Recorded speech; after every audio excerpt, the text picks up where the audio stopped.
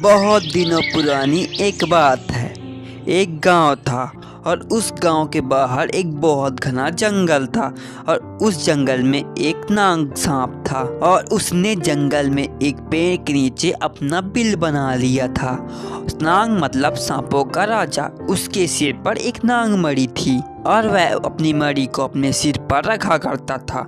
जब वह सोता था तो अपनी मणि को वह बिल में छिपा दिया करता था और जब रात में वह शिकार करने के लिए निकलता तो अपनी मणि को अपने सर पे रख लेता था। जब वह एक दिन नींद से जागा तो वह देखकर हैरान हो गया कि उसकी मणि कहाँ है। वह उसकी मणि वहाँ से गायब हो गई थी। उस नाग ने यहाँ वहाँ अपनी मणि बहुत ढूंढी लेकिन उसकी मणि किसी भी हाथ में नहीं मिली। फिर वह जोर जोर से फूट फूट कर रोने लगा। सांप की चीख पुकार सुनकर वहाँ जंगल के सभी प्राणी उसके पास पहुँच गए और उससे रोने का कारण पूछे कि भाई तुम क्यों रो रहे हो। और फिर सांप ने बताया कि उसकी कीमती मणि चोरी हो गई है और यह खबर जंगल के राजा शेर तक पहुँची और शेर ने सभा बुलाकर सांप की खोई हुई मणि को चतुर लोमड़ी को उसे खोज निकालने की जिम्मेदारी सौंपी। लोमड़ी हमेशा से ही चालाक और बुद्धिमान होते हैं। लोमड़ी ने छानबीन शुरू कर दी। उसने देखा कि सांप के बिल के आसपास चूहों के भी बहुत सारे बिल थे।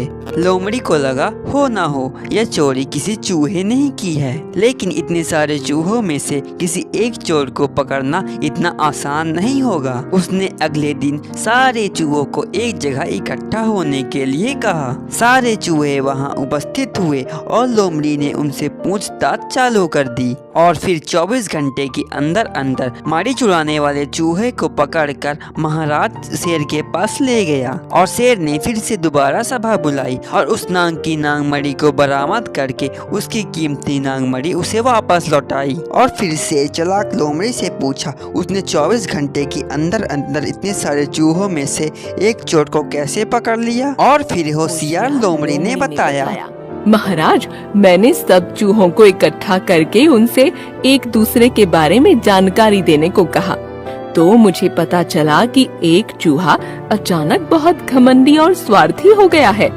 उसने सबके साथ बात करना और मिलना जुलना बंद कर दिया है।